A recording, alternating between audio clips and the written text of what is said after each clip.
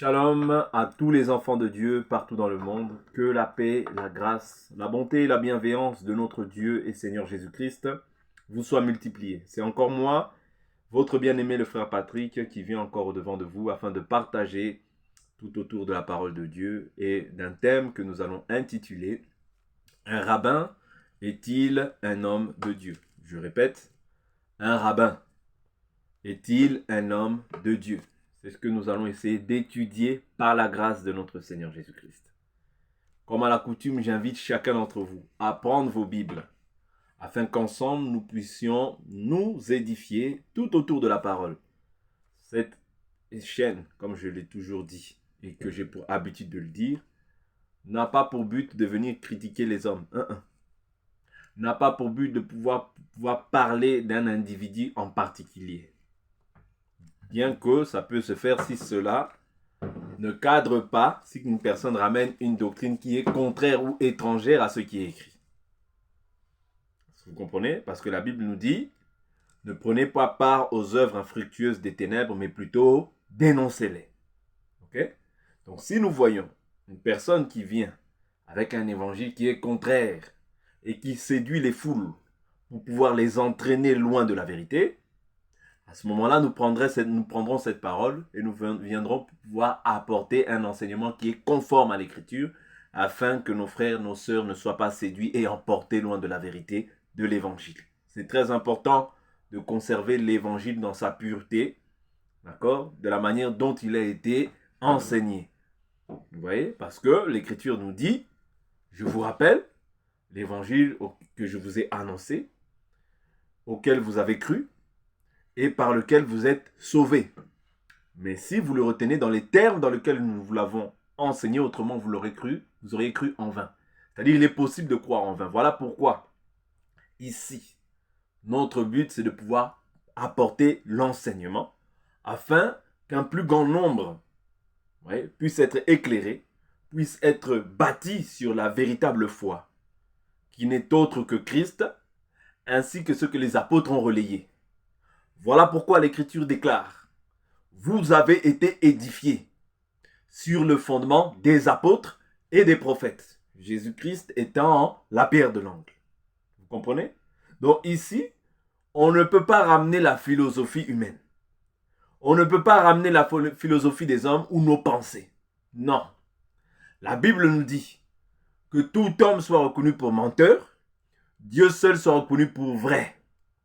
Voilà pourquoi quand nous présentons la parole, nous nous efforçons à présenter rien que la parole.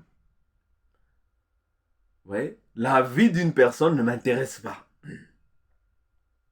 Ma vie à moi-même ne vous intéresse pas. Ce qui nous intéresse, c'est la parole. Voilà pourquoi nous annonçons l'évangile. L'évangile afin qu'un plus grand nombre sache comment marcher avec le Seigneur. Et ce que le Seigneur attend de chacun d'entre nous. Vous comprenez? C'est ça le rôle et le but de l'évangile. Ce n'est pas de parler des individus. Non. Nous n'avons pas à lutter contre la chair et le sang. Contre les individus en particulier. Non. Donc ici, comme j'ai dit, notre thème va être un rabbin. Est-il un homme de Dieu? Prenons nos Bibles, nous allons nous entretenir par rapport à ce thème. Soyez richement et abondamment bénis au nom de notre Seigneur de gloire et Sauveur, Jésus-Christ de Nazareth, l'unique et le seul vrai Dieu. Nous prenons l'Écriture. Donc les rabbins,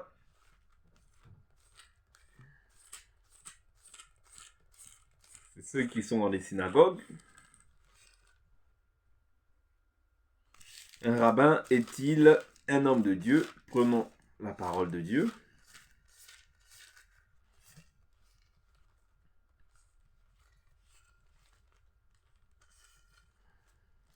Parce qu'aujourd'hui, nous constatons avec un grand regret que beaucoup des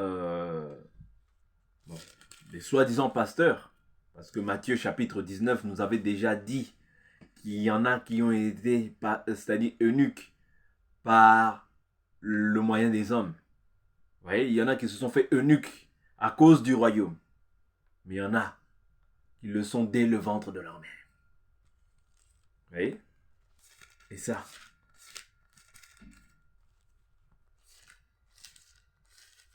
Un rabbin. Jean chapitre 4, le verset 23. Prenons rapidement Jean chapitre 4,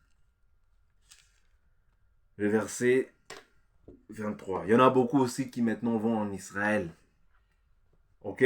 Ici, je ne défends pas d'aller en Israël comme si voilà, Israël était un endroit qui n'était pas interdit. Mais ne t'imagine pas que Israël est une terre sainte, vous voyez? C'est-à-dire est une terre actuellement dans laquelle on craint Dieu, dans laquelle non. Si tu vas en Israël, tu y vas simplement aujourd'hui en pèlerinage. Il n'y a pas de souci. Vous comprenez? Mais ne t'imagine pas que le fait que tu ailles en Israël, tu seras revenu changer, ou bien qu'à l'heure actuelle, là, il y a un lieu qui soit saint. Non, détrompe-toi, chers frères et sœurs. C'est une hérésie que tu es en train de pouvoir, auquel tu es en train de pouvoir, que tu es en train d'embrasser. Ok? C'est une hérésie. Jean chapitre 4, je prends le verset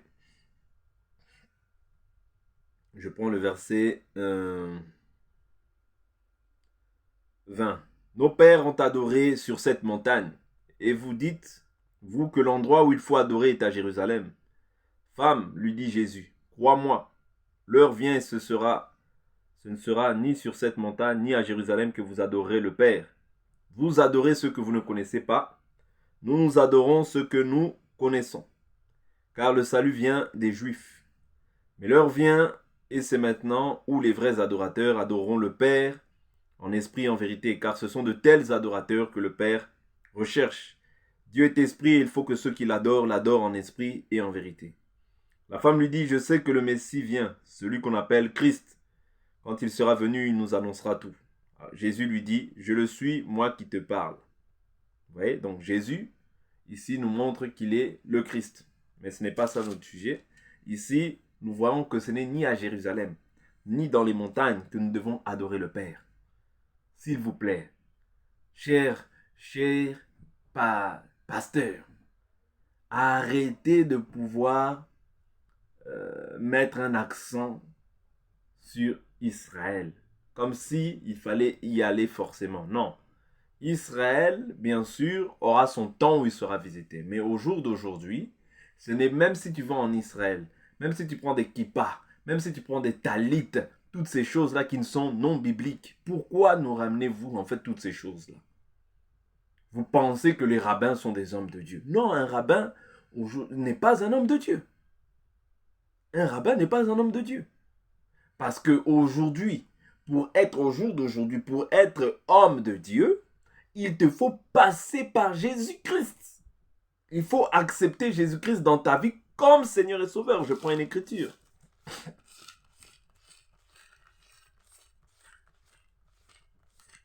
Je prends une écriture.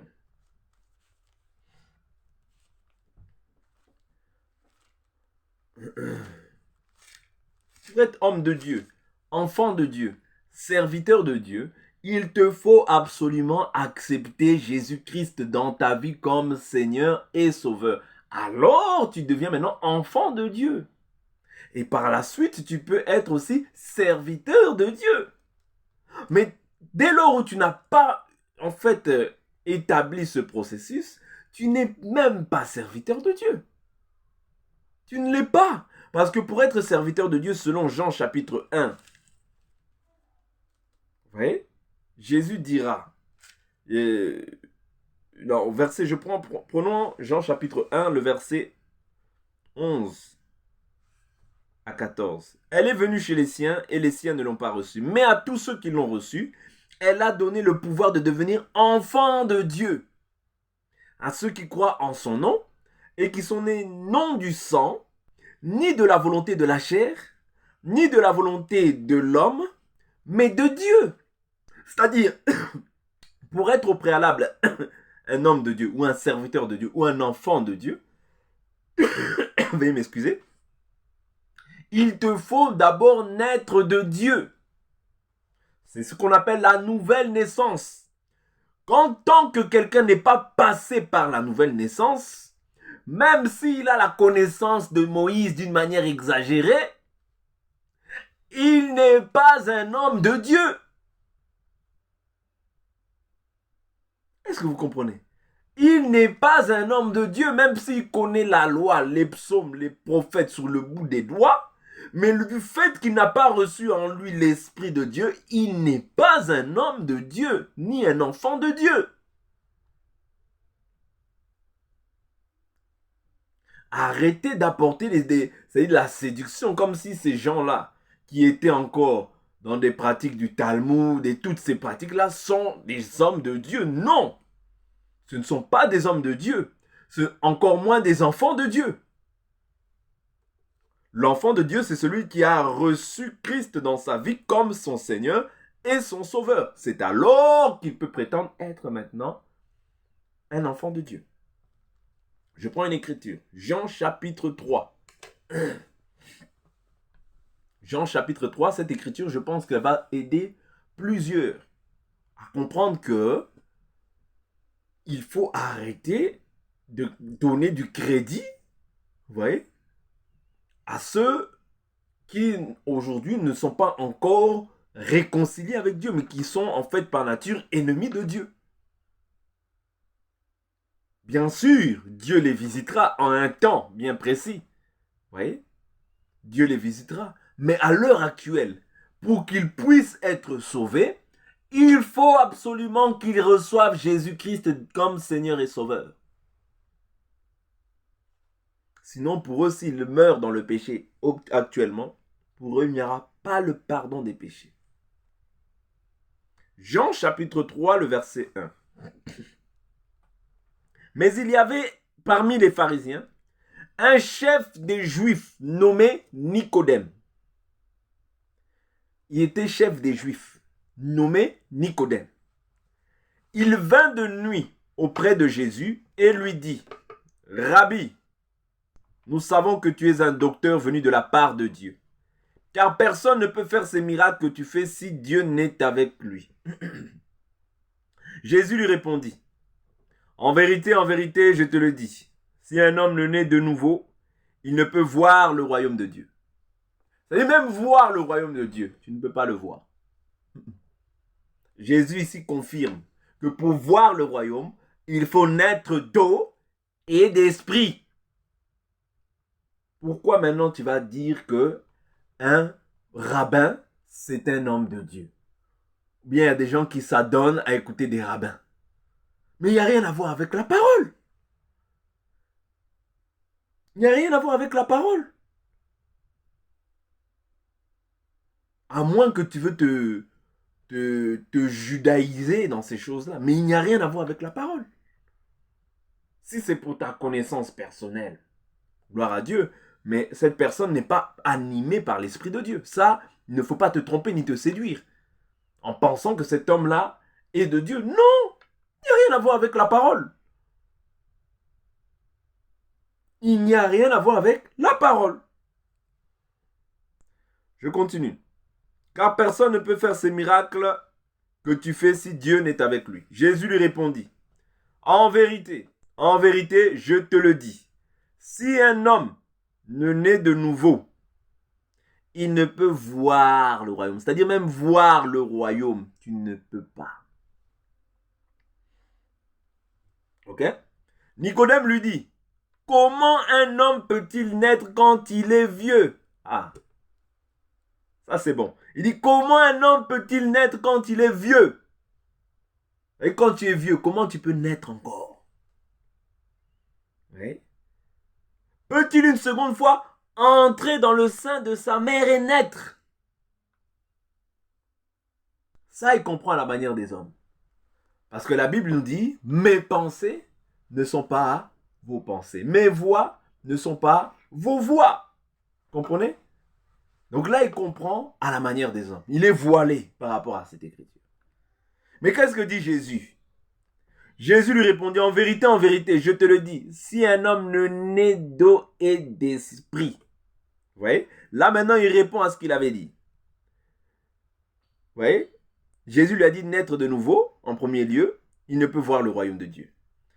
Nicodème prend ça à la manière de dire, mais un homme doit encore repartir dans le ventre de sa mère. Mais maintenant, Jésus lui explique, si un homme ne naît d'eau et d'esprit, il ne peut voir le royaume, il ne peut entrer dans le royaume de Dieu. Oui. C'est-à-dire, pour entrer dans le royaume, il faut naître d'eau, mais aussi d'esprit. Pour tous ceux qui confessent que le baptême d'eau et d'esprit n'est pas d'actualité. Vous ramenez un autre évangile et vous n'êtes pas de Dieu. À moins que vous vous repentiez. Oh, le baptême d'eau, ce n'est plus d'actualité. C'est d'actualité. Si tu nais d'eau et d'esprit, tu ne peux pas voir le royaume de Dieu. Tu ne peux entrer dans le royaume. Vous qui n'êtes pas nés d'eau et d'esprit, sachez que si Jésus revient, vous n'entrerez pas. Pourquoi? Parce que vous ne vous soumettez pas à la règle de doctrine qui a été posée. Ok? Donc vous tous là, qui ne confessez que le baptême d'eau, c'est plus d'actualité. Hein, ce qui est spirituel est spirituel. Vous êtes déjà dans l'égarement. Le baptême d'eau est d'actualité et le baptême d'esprit aussi est d'actualité. C'est-à-dire quand tu es baptisé d'eau, on doit t'imposer les mains afin que tu reçoives maintenant le Saint-Esprit. Vous voyez? Parce que si tu n'es d'eau et d'esprit, tu ne peux entrer dans le royaume de Dieu. Or, le fait de ne pas mettre en pratique, c'est la désobéissance vis-à-vis de Dieu. Vous comprenez? Jésus lui répondit, en vérité, je te le dis, si un homme ne naît d'eau et d'esprit, il ne peut entrer dans le royaume de Dieu. Ce qui est né de la chair est chair. Vous voyez? Quand tu es né de papa, de maman, c'est la chair. Ce qui est chair est chair. Et ce qui est né de l'esprit est esprit. C'est-à-dire, tu peux marcher par l'esprit que quand tu es né de Dieu, quand tu es né de l'esprit, tu peux marcher par l'esprit. Mais charnellement, tu ne peux pas, parce que ce qui est chair est chair. Ce qui est esprit. Vous comprenez? C'est-à-dire, c'est quand tu reçois le Saint-Esprit que tu as la capacité maintenant de marcher par l'esprit. Et que tu es, par nature, tu deviens par nature, par la suite, un homme spirituel. Ok? Ne t'étonne pas que je t'ai dit, il faut que vous naissiez de nouveau. Vous voyez? Ne t'étonne pas que je t'ai dit qu'il faut que vous naissiez de nouveau. C'est-à-dire, un homme de Dieu, ou bien un rabbin, parce un rabbin n'est pas un homme de Dieu. Détrompez-vous. Vous tous qui avez cru à cette doctrine, qui avez bu à cette doctrine, détrompez-vous. Ce n'est pas parce qu'on lit les Écritures qu'on est un homme de Dieu. Non. Détrompez-vous. Satan aussi connaît les Écritures. Oui, Satan aussi connaît les Écritures. Donc c'est un homme de Dieu. Il rentrera au ciel parce qu'il connaît les Écritures. N'importe quoi. Qui vous a dit ça? Parce qu'on connaît les Écritures, on rentrera au ciel. Lorsque Jésus a dit, il est écrit, Satan ne répondait pas aussi, il est aussi écrit. Oui. Il est écrit. Satan disait, il est écrit. Jésus répondait, il est aussi écrit. Donc c'est pas parce que quelqu'un connaît les Écritures qu'il est un homme de Dieu. Faites attention. Vous voyez? Le fait de connaître les Écritures n'atteste pas que tu es un homme de Dieu. Vous voyez? Donc, le fait aussi que les rabbins lisent peut-être la loi, les psaumes, les prophètes, font d'eux forcément des personnes qui sont des hommes de Dieu. Non, détrompez-vous. Au jour d'aujourd'hui, celui qui n'accepte pas Jésus-Christ dans sa vie comme Seigneur et Sauveur, s'il meurt dans cet état, il ne verra pas Dieu. Ne vous trompez pas. Ne vous trompez pas. Oui, ici, on vous dit la vérité pour votre salut, pour le salut de votre âme. Que tu sois rabbin, que tu sois juif, qui que tu sois, ok? Accepte Jésus-Christ dans ta vie comme Seigneur et Sauveur, tu seras sauvé. Ok? Si tu ne le fais pas et que tu meurs dans cet état, en tout cas, tu ne verras pas Dieu. Verset 8. Le vent souffle où il veut et tu en entends le bruit, mais tu ne sais pas d'où il vient ni où il va. Il en est ainsi de quiconque est né de l'esprit. Nicodème reprit la parole. Comment cela peut-il se faire? Jésus lui répondit, tu es le docteur d'Israël et tu ne sais pas cela. Vous voyez? En vérité, je te le dis. Nous disons ce que nous savons et nous rendons témoignage de ce que nous avons vu. Et vous ne recevez pas notre témoignage. Si vous ne croyez pas quand je vous ai parlé des choses terrestres, comment croirez-vous quand je vous parlerai des choses célestes? Personne n'est monté au ciel, sinon celui qui est descendu du ciel, le Fils de l'homme qui est dans le ciel. Vous voyez? Donc ici, Jésus est en train de lui relater les choses terrestres. Mais il dit, si vous ne croyez pas quand je vous ai parlé des choses terrestres, comment croirez-vous quand je vous parlerai des choses célestes? Vous voyez? Les choses célestes, c'était ce qui était à venir. Ok? Donc ici, nous devons comprendre qu'un rabbin, aussi éloquent qu'il soit, ok, n'est pas un homme de Dieu. Pour voir le royaume, il faut que tu aies Jésus en toi. Parce que Jésus, c'est le royaume en toi. Quand tu crois en Jésus, tu es baptisé d'eau et d'esprit, tu reçois Jésus-Christ dans ta vie comme ton Seigneur et ton Sauveur. Mais si tu ne reçois pas Jésus, tu n'es pas un homme de Dieu. Ok? Prenons encore une autre écriture qui va nous aider. Prenons encore une autre écriture qui va nous aider.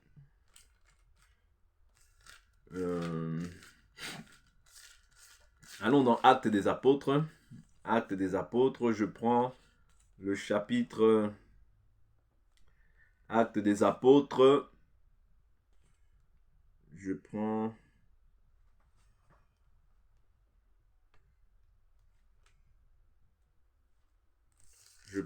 le chapitre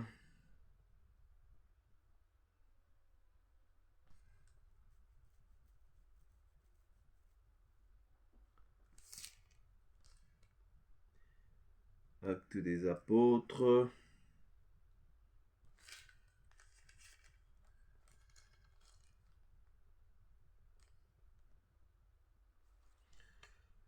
Actes des Apôtres, je prends le chapitre, je vais prendre le chapitre qui va nous aider, un chapitre qui va nous aider, je prends le chapitre 5. Le chapitre 5, ici on va voir en fait ceux qui étaient sous la loi et ceux qui étaient sous la grâce. Ok? Ceux qui étaient sous la loi et ceux qui étaient sous la grâce. Allons prendre Acte 5, verset 17. Alors le souverain sacrificateur et tous ceux qui étaient avec lui, c'est-à-dire le parti des Sadducéens, se levèrent remplis de jalousie. Vous voyez? C'est-à-dire ici, le parti des Sadducéens, ou bien le Sanhédrin, était rempli de jalousie par rapport à ceux qui annonçaient la foi. C'est en cela que je vous dis que nous ne sommes pas pareils. Parce que eux, ils croient en Moïse. Nous confirmons en fait les prophéties que Moïse a dites en Christ. Vous voyez? C'est-à-dire, nous ne rejetons pas Moïse. Nous confirmons la loi. Vous voyez? Mais la Bible nous dit que la loi est sainte, juste et bonne, pourvu qu'on en fasse un usage légitime. Vous voyez? Car la loi est faite pour les trafiquants d'esclaves, toutes ces choses-là, selon 1 Timothée. Vous voyez? Donc, la loi est bonne. Ouais, mais pourvu qu'on en fasse un usage légitime. Mais eux, ils ont demeuré dans la loi sans pour autant croire en l'accomplissement en fait des écritures de la loi, c'est-à-dire Christ. Parce qu'il fallait que s'accomplisse tout ce qui était écrit de lui dans la loi, dans les psaumes et dans les prophètes. Or, les gens, les rabbins et tous ces gens-là sont encore dans la chair, assis dans la chair de Moïse. Ils ne croient pas en Jésus-Christ. Donc voilà pourquoi pour eux, il n'y a point de salut parce qu'ils n'ont pas cru. Mais pour ceux qui ont cru, ils ont reçu le pouvoir de devenir enfants de Dieu. Ok? Parce que Paul aussi était un pharisien. Ok? Donc, au verset 18, portèrent les mains, donc ils étaient remplis de jalousie, ils portèrent les mains sur les apôtres et les jetèrent dans la prison publique. Mais pendant la nuit, un ange du Seigneur ouvrit les portes de la prison, il les fit sortir et leur dit, allez, tenez-vous dans le temple, annoncez au peuple toutes les paroles de cette vie. Après avoir entendu cela, ils entrèrent dès le matin dans le temple et se mirent à enseigner. Le souverain sacrificateur et ceux qui étaient avec lui arrivèrent, convoquèrent le Sanhédrin et toute l'assemblée des anciens, des enfants d'Israël, et envoyèrent chercher les apôtres à la prison. Les gardes, à leur arrivée, ne les trouvèrent pas dans la prison. Ils s'en retournèrent et firent leur rapport en disant, nous avons trouvé la prison soigneusement fermée, et les gardiens à leur poste devant les portes, mais après avoir ouvert, nous n'avons trouvé personne à l'intérieur. Lorsqu'ils eurent entendu ces paroles, le commandant du temple et les principaux sacrificateurs, perplexes à leur sujet, se demandaient ce qu'il adviendrait de cette affaire. Quelqu'un vint leur annoncer, voici les hommes que vous avez jetés en prison, se tiennent dans le temple et enseignent le peuple. Alors le commandant et les gardes partirent et les amenèrent sans violence, car ils avaient peur d'être lapidés par le peuple. Après les avoir amenés, ils les firent comparaître devant le Sanhédrin. Le souverain sacrificateur les interrogea en ces termes. Nous vous avions formellement défendu d'enseigner en ce nom-là. Et voici que vous avez rempli Jérusalem de votre enseignement et que vous voudriez faire retomber sur nous le sang de cet homme. Pierre répondit, ainsi que les apôtres, il faut obéir à Dieu plutôt qu'aux hommes. Le Dieu de nos pères a ressuscité Jésus que vous avez tué en le pendant au bois. Qui l'a tué? C'était les principaux sacrificateurs. Qui l'a tué? C'était les Juifs. Vous voyez? Il dit, le Dieu de nos pères a ressuscité Jésus que vous avez tué en le pendant au bois. Voilà pourquoi il est très étonnant qu'aujourd'hui, des gens qui ont la foi considèrent que les gens qui sont sous la loi puissent pouvoir en fait aimer notre Seigneur. Non. C'est-à-dire ceux, du moins, qui sont encore sous la loi, sont en Moïse, ne sont pas en Christ. Voilà pourquoi je ne peux pas considérer qu'en fait ces gens-là, ce sont des hommes de Dieu. Sinon, les sacrificateurs auraient tous cru. Mais quelques-uns ont cru, d'autres sont restés endurcis. Voilà pourquoi ces gens-là ne sont pas des enfants de Dieu. Parce que s'ils étaient de Dieu, ils auront cru en Christ. Vous voyez? Mais Jésus a dit, vous n'êtes pas de mes brebis, voilà pourquoi vous ne croyez pas. Ok? Donc le Dieu de nos pères a ressuscité Jésus que vous avez tué en le pendant au bois. Dieu l'a élevé par sa droite comme prince et sauveur pour donner à Israël la repentance et le pardon des péchés. Ok? Nous sommes témoins de ces choses, de même que le Saint-Esprit que Dieu a donné à ceux qui lui obéissent. En les entendant, ils étaient exaspérés et auraient voulu les faire mourir, mais un pharisien du nom de Gamaliel, docteur de la loi, estimé de tout le peuple, se leva dans le Sanhédrin et donna l'ordre de faire sortir ces hommes en un instant. Puis il leur dit, vous, Israélites, prenez garde à ce que vous avez l'intention de faire à l'égard de ces hommes. Car il n'y a pas longtemps que se leva Teudas qui se disait quelqu'un et auquel se rallièrent environ 400 hommes. Il fut tué. Et tous ceux qui lui obéissaient furent mis en déroute. Et il n'en resta rien.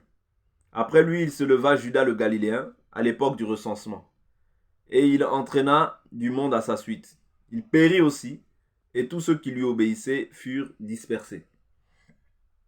Et maintenant je vous dis, ne vous occupez plus de ces hommes. Laissez-les aller. Si cette entreprise ou cette œuvre vient des hommes, elle se détruira. Mais si elle vient de Dieu, vous ne pourrez pas les détruire. Prenez garde de peur de vous trouver en guerre contre Dieu. Ils se rangèrent à son avis, puis ils appelèrent les apôtres, les firent battre des verges, les défendirent de parler au nom de Jésus et les relâchèrent. Vous voyez? Donc ici, on comprend bien que les rabbins, les rabbins ne sont pas des hommes de Dieu. Les rabbins, les sacrificateurs, les sadducéens, les pharisiens et toutes ces groupuscules-là ne sont pas de Dieu. Ouais. Un rabbin aujourd'hui n'est pas un homme de Dieu, je suis désolé. Ouais. Donc ces choses-là doivent être dites afin que les enfants de Dieu ne mettent pas foi en fait à tout esprit. Je prends une autre écriture, toujours dans le livre de Actes des Apôtres.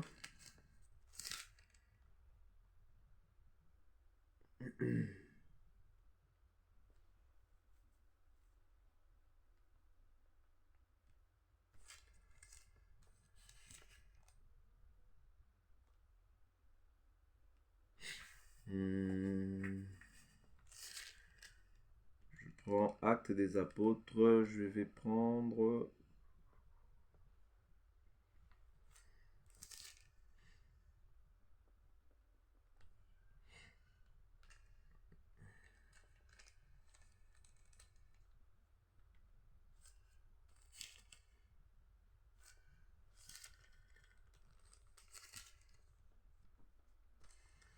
en vision de tes points.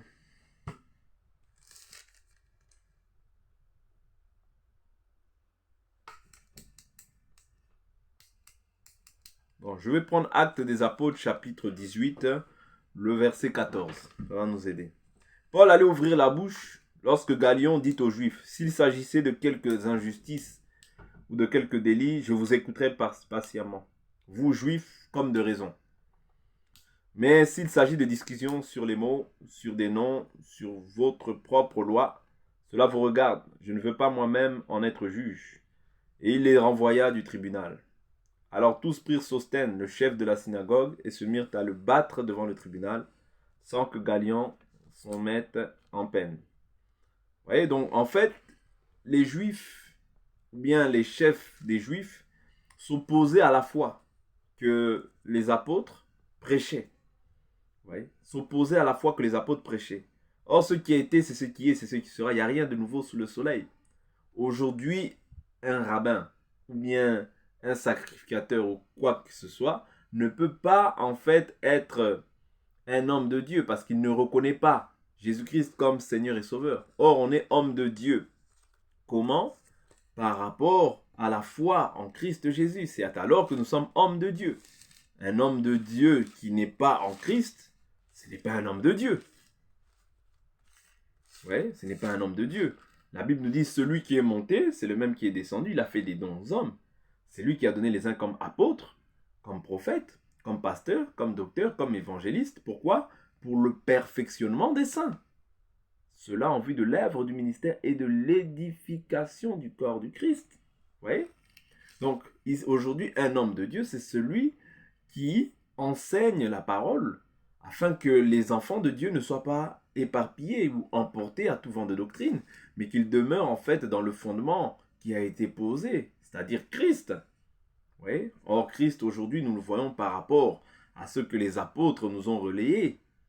Oui. Parce qu'il a dit, je ne prie pas seulement pour vous, mais je prie pour tous ceux qui croiront en moi au travers de vous. Vous voyez, donc aujourd'hui, si nous croyons, nous devons croire conformément aux apôtres. Si nous croyons différemment de ce que les apôtres ont dit, nous sommes dans la fausse foi. Oui. Voilà pourquoi je ne peux pas dire qu'un rabbin est un homme de Dieu. Non. Quelqu'un qui n'a pas l'esprit de Christ, il ne lui appartient pas. C'est ce que la Bible nous dit. Ouais, si quelqu'un n'a pas l'esprit de Christ, il ne lui appartient pas. Or, pour appartenir à Dieu, il faut avoir son esprit. C'est très important de comprendre ça. Je ne peux pas appartenir à Dieu si je n'ai pas son esprit au préalable. Vous voyez? Je vais prendre une autre écriture où il est mentionné homme de Dieu. Homme de Dieu, je suis dans 1 Timothée chapitre 6. 1 Timothée chapitre 6. 1 Timothée chapitre 6, et je vais m'arrêter là. 1 Timothée.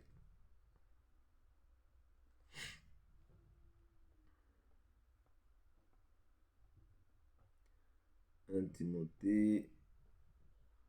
Je prends 1 Timothée 6, verset 11.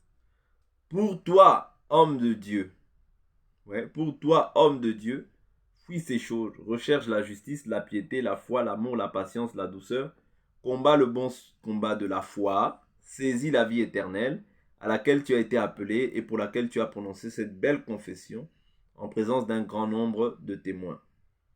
Je te le recommande devant Dieu qui donne la vie à tous les êtres et devant le Christ Jésus qui a rendu témoignage par sa belle confession devant Ponce Pilate. Garde le commandement sans tâche, sans reproche jusqu'à l'apparition de notre Seigneur Jésus-Christ. Vous voyez? Ô homme de Dieu. Homme de Dieu par rapport à la foi en Christ. Si je n'ai pas la foi en Christ, je ne suis pas un homme de Dieu. Vous voyez? Je ne suis pas un homme de Dieu. Du moins, au jour d'aujourd'hui, je ne suis pas un homme de Dieu. Il n'y aura pas une autre foi. Non. La Bible nous dit la foi nous a été transmise une seule fois à tous les saints. Il n'y aura pas une autre foi. Et même quand Christ se tournera vers Israël, vous voyez, les deux témoins viendront pour annoncer toujours la même foi que nous confessons aujourd'hui. Il n'y aura pas une autre foi. Ce sera la même foi, vous voyez, qui va leur être annoncée. Okay? Donc, Israël se repentira. Mais au jour d'aujourd'hui, il ne faut pas imaginer que quelqu'un qui est encore dans les traditions juives, est un homme de Dieu. Non. Quelqu'un qui est encore en Moïse est un homme de Dieu. Non. Vous voyez? Ne nous trompons pas et ne séduisons pas les âmes mal affermies. Mais demeurons dans la doctrine qui a été posée, à savoir Jésus, Christ et Christ crucifié. Que le Seigneur de gloire, le Dieu de toute force et de toute bonté vous bénisse. Vous qui avez pris votre temps pour pouvoir suivre le serviteur inutile que je suis. le frère Patrick, afin d'être édifié et que cela puisse contribuer encore à votre foi. Si peut-être il se peut qu'il y avait un doute dans votre cœur, j'ose espérer par la foi que nous confessons que Dieu a ôté le doute lié au fait qu'un rabbin soit peut-être un enfant de Dieu, ou bien un homme de Dieu. Donc il n'en est rien, et il ne l'est pas, jusqu'au jour où Dieu lui fera grâce. Peut-être qu'il se repentira, parce que la volonté de Dieu, c'est que qu'aucun homme périsse, mais qu'il parvienne à la connaissance du Fils de Dieu. Donc portez-vous bien, et à la prochaine. Bye bye.